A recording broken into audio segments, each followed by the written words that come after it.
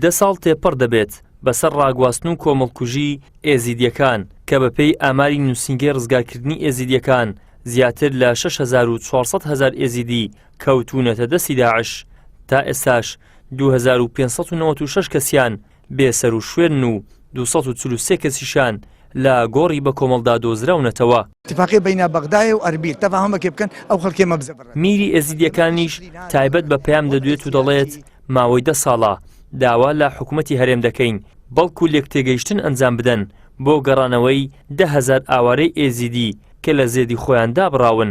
ئەمە 10 ساڵام تەڵەبێش حکوومەتە عێراقی بکەین و حکوومەتە کوردستانی ئەم بژنێ تەفاهمەکێ بکەن سەرمەلەفێ شنگاریە وان اتفاقیەک وهەیی برعاية الأمم المتحدة واتفاقية جيب كان اتفاقية بين بغداد وأربيل تفاهم كيف كان أو خلكي ما بزبرت خلكي ما بشكل نازبرت وضع سياسي وأمني ناهلت خلكي ما بزبرت بجمع بيخوشها بغداد وأربيل تفاهم كيف كان قد هسمان نكردوا كبشتكي بقوت من هي قبل أمكم ملا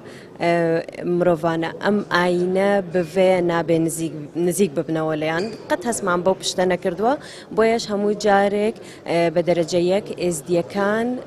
قرباني كومالكوجيكان وقرباني فرمانكان قرباني يك بيك لو شرو ناخوشي وناكوكيانا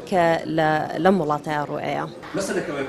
إمنا أكدري إمنا حكومة أكدري إمنا لای خۆشیەوە ڕۆژنامە نووسێک دەڵێت 10 ساڵە کڕین و فرۆشتن بە کێشەی ئێزیدیەکانەوە دەکرێت و تا ئێستاش هیچ ڕێگە چارەیەکیان بۆ نەدۆزراوەتەوە تاکو ئێزیدی خۆیان بگەڕێنەوە. لە دەی 6 واتە دەی حوزەیران داعش هاتە ناو مووسڵ کە یەک دنیا پرسیار هەڵدەگرێ مەجموعەیەکی کەم ئەو هەموو هێز عێراقی لەبەریان ڕای کرد و ئەو هەموو چەک و ئەسلحەیان بۆ بەجێهێشتن. 2000 مووسڵ 80 کیلۆمەتر